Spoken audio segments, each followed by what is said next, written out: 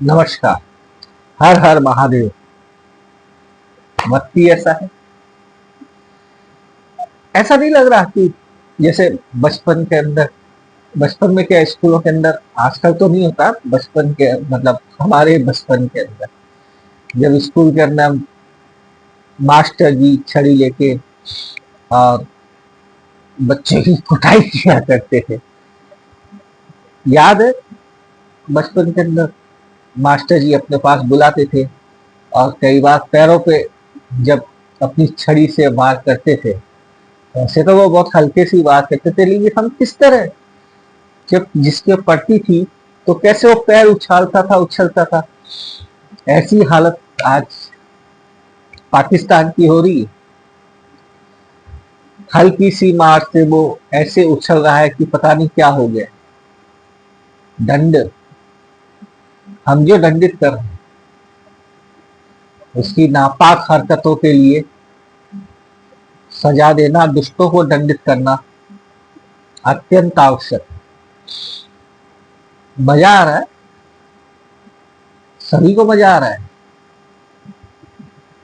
Enjoy.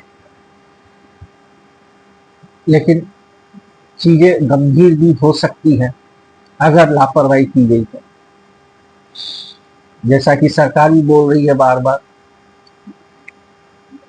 मैं भी आप सबसे अपील कर रहा हूँ कि कृपया सड़क पे निकले, रोड पे निकले तो अपने मोबाइल को अपने जेब में रखें। अगर सेना की या किसी भी तरह की कोई चीज होती है इस तरह की, तो उसे रील ना बनाए और पब्लिश ना करें और हमारी सेना का प्रोत्साहन बढ़ाएं। वैसे तो सेना बहुत सक्षम है, वो तो मामूली सा बच्चा है पाकिस्तान, उसकी क्या औकात। लेकिन फिर भी कई बार क्या होता है कि बच्चे के हाथ में अगर चाकू दे दिया जाए तो खुद को तो चोट पहुंचाता ही है, किसी को भी चोट पहुंचा सकता है। ऐसे ही एक दो चाकू पाकिस्तान के पास भी है और वो पूरी कोशिश कर रहा है अपनी तरफ से कि किसी तरह वो अपने अहम को जिंदा रख सके। वहां भी तो 25 करोड़ लोग हैं, उन 25 करोड़ लोगों का उसे सपोर्ट चाहिए, तो उसे भी तो अपना दिखाना पड़ेगी ताकत। बस वो एक जो भ्रम है उसके दिमाग में, वो भ्रम उसको उछल कूद करने पर मजबूर कर रहा है। और हम लोग, हमारी सरकार, हमारी सेना उनके साथ खेल खेल रही। देखा नहीं कल रात को मीडिया ने किस तरह से पाकिस्तानी प्रोपोगंडा के विरोध के अंदर यहाँ पे एक जबरदस्त प्रोपोगंडा तैयार किया और इस सीक्वेंस में तैयार किया कि अच्छे से अच्छा आदमी भी भ्रमित हो गया। ये जवाब था उनके प्रोपोगंडा का जो हमारी मीडिया ने दिया। हमने दिखाया कि हम हर क्षेत्र में उनसे आगे। किस तरीके से, मतलब सीक्वेंस, कोई आदमी न्यूज पढ़ रहा है, पढ़ते पढ़ते एक पर्ची हाथ में आती है, लेटेस्ट खबर, हर आदमी चौंकता है। अब क्या नया हुआ? आसिफ मुई को अरेस्ट कर लिया, कराची को बर्बाद कर दिया। इस तरह की चीजें इस सीक्वेंस के अंदर, इस टाइमिंग के साथ, इतने परफेक्शन के साथ में जो की, पूरा वर्ल्ड एक बार को तो चौंक गया।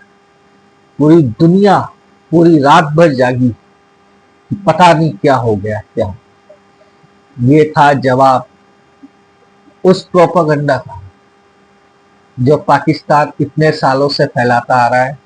हमने सिर्फ एक रात के अंदर उन्हें बताया कि हम भी कम नहीं है, हम करना चाहे तो उससे कई गुना ज्यादा कर सकते।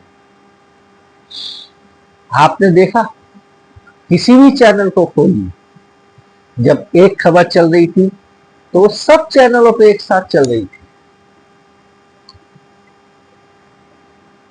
तो किस तरीके से जवाब दिया जाता है? बात यह है अभी वक्त है। ऐसे तो रात को तो ऐसे लग रहा था कि अब तो रणचंडी का आह्वान करने का वक्त आ गया है, लेकिन ऐसा नहीं है। अभी वो स्टेज बहुत दूर है और पाकिस्तान के लिए जरूरत ही नहीं। हमारी सेना के छोटे छोटे पैतरे ही बहुत है उसे घुटनों पे लाने के लिए, और वो उसे भी पता है कि वो कुछ नहीं कर सकता, लेकिन फिर भी एक अहम एक दम्भ जो होता है वो उसे बनाए रखना चाहता है। लेकिन इस बार ऐसा होने नहीं, इस बार उसको इस तरह का दंड देंगे कि वो याद रखेगा।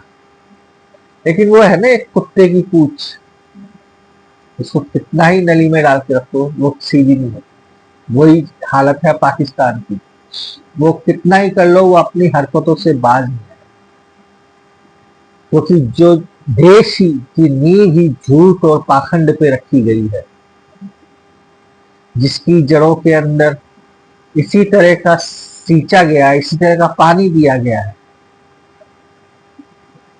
उसके फल तो ऐसे ही होने हैं। इसे जड़ से काटना।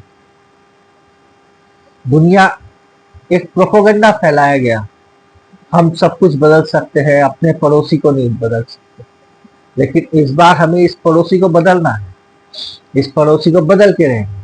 ये मैंने शायद एक बार पहले भी वीडियो में बोली थी कि इस पड़ोसी को हमें बदल के रहना है, क्योंकि जब तक इसे हम उचित दंड नहीं देंगे, इसे जब तक हम जड़ से खत्म नहीं करेंगे, हमारे अंदर की समस्याएं खत्म नहीं होंगी। मैंने पिछले वीडियो में बताया था ना कि कुएं में होगा तो थैली में आएगा, कुएं में पानी होगा तो थैली में आएगा। बस वो कुआं जो है ना, इस्लामिक जिहादी आतंकवाद, इस्लामिक जिहादी आतंकवाद की जड़ें, वो कुआं पाकिस्तान है। और वो एक मछली सारे तालाब को गंदा कर देती है, वो एक मछली है जो पूरे विश्व को, खास तौर से हमारे भारत को, हमारे सनातन को चोट पहुंचा रही है। उसे तो जड़ से खत्म होना ही है, उसके टुकड़े होने हैं, क्योंकि वो कुआं है, उसका जब तक पानी सूखेगा नहीं, थैली में पानी आना रुकेगा नहीं। तो अगर हमें अपनी सुख शांति चाहिए, उन्नति और प्रगति चाहिए, तो हमें पाकिस्तानी नाम के इस नासूर को जड़ से काटना है और खत्म करना है। बहुत गंद मचा रखी है। वक्त है, मौका भी है, बस। लेकिन ये एक दिन का काम नहीं, इसके अंदर लगातार हमें करता रहना चाहिए, कुछ ना कुछ करना है, लगातार करना है। धीरे धीरे इसकी जड़ें 78 साल की नहीं है, ये जड़ें बहुत पुरानी है। ये शायद आपको नहीं पता होगा, 1857 की क्रांति जब असफल हुई थी, तब से ही ये सोच उत्पन्न हो गई थी।